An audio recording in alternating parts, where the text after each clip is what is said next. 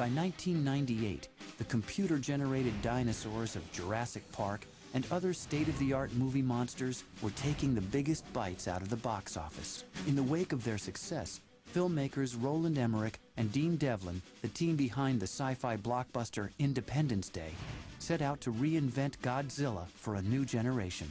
Said, we can't do it straight. And then all of a sudden we realized, yeah, if they let us change Godzilla enough, if they kind of let us do our movie, if we can change even the image of Godzilla, we would be interested.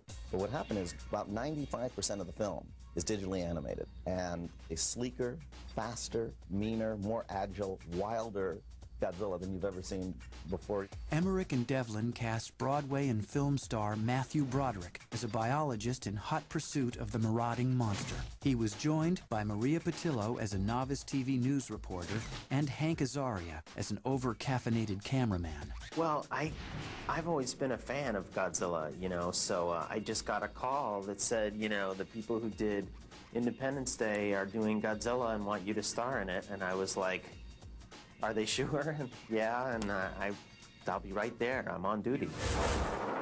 44 years after he first emerged from Tokyo Bay, Godzilla was ready to sink his teeth into a new city. It also just was interesting to see New York transformed and lit, blocks and blocks of it, and soldiers and tanks going down Fifth Avenue. You have to pretend with a capital P. It's a little odd. That was early in shooting. By then I was still okay. It was after 3 months of pretending a big giant lizard was after you that you start realizing this, technically is a form of insanity, believing a big lizard is after you. Emmerich and Devlin's revamped Godzilla was launched with one of the most lavish and extensive publicity campaigns of the 1990s.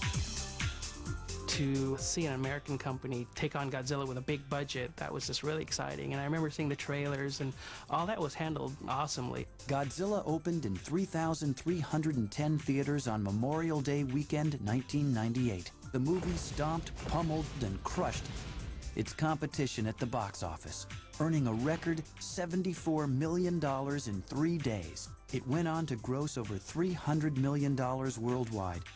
But reviews were mixed, and hardcore Godzilla fans mostly breathed fire over their hero's Hollywood makeover. I despised the American Godzilla remake. I thought that it was a totally wrong approach. It was too serious. It was too derivative of other big-budget American science fiction and fantasy films. He was just another misunderstood creature. If they called it something else like Giant Iguana or whatever, I would have loved it. But having the title Godzilla, you expect,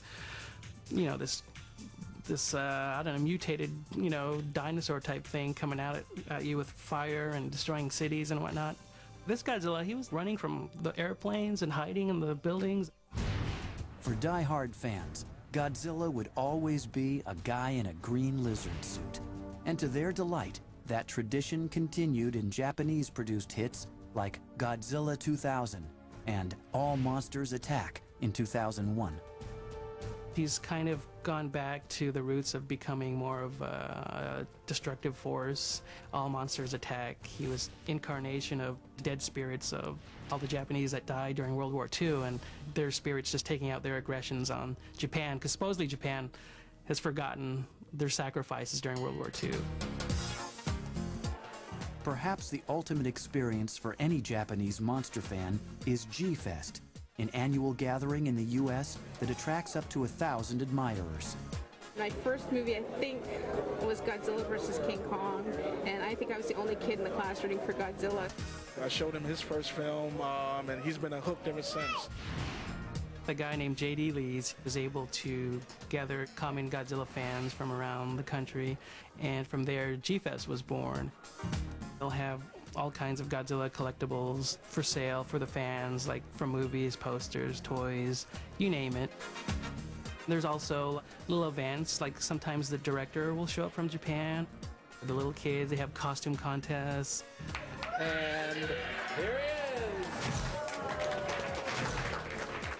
is! In 2004, Godzilla also got his due from one of Hollywood's most respected film societies. The American Cinematheque celebrated his 50th anniversary at the historic Egyptian Theater. We expect a wide range of people because Godzilla is just a well-known film character throughout the whole world. Fans were lined up around the block. We had several of Godzilla's creators, special effects guys from the Golden Age. There was memorabilia, actual production artwork from those films that was put on display. It was really a great time for fans and creators of the films to actually come together. He just appeals to something in everyone. Some people, they think he's cute. The guys, they think he's just cool. Be able to unleash your energy and, you know, destroy buildings. I mean, that's kind of a fantasy, I guess, for a lot of people. They're primarily guys, but I have met a few girls that think Godzilla's cute. And so, yeah, there's definitely girl fans out there. Since I was born, I grew with Godzilla and Gamera and Mothra.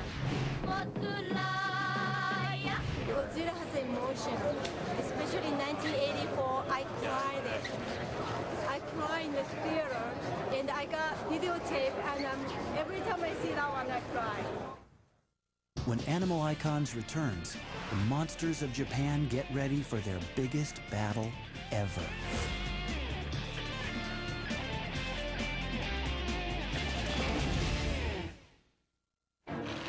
In 2004, Toho Studios announced it was retiring the character of Godzilla and that its upcoming movie, Godzilla Final Wars, would be his last film.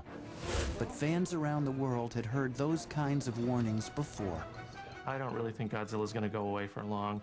He's a very profitable franchise, and there's really no reason for Toho not to make Godzilla movies. In fact, there's many reasons, many green reasons, for them to make lots and lots of Godzilla movies. So my suspicion is that after a short hibernation, we'll be seeing him again in a few years. Godzilla, Godzilla.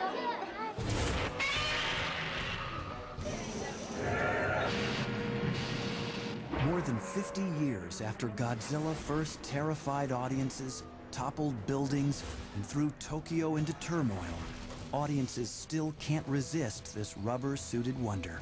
And his creature co-stars, whose personalities are as big as their fanatic following. Whether serving as a symbol for the real-life horrors of atomic warfare, or camping it up for preteen movie fans, Japanese movie monsters remain a towering force in pop culture around the world. Godzilla is the series they always come back to, and the ones that generations of fans have grown to know and love.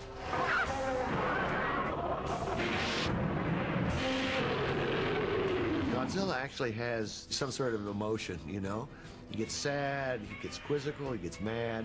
So I think it's that appeals to us, and it's also the wonderful sight of seeing two grown men in rubber suits throwing fire at each other and destroying buildings. I mean, there's nothing better than that.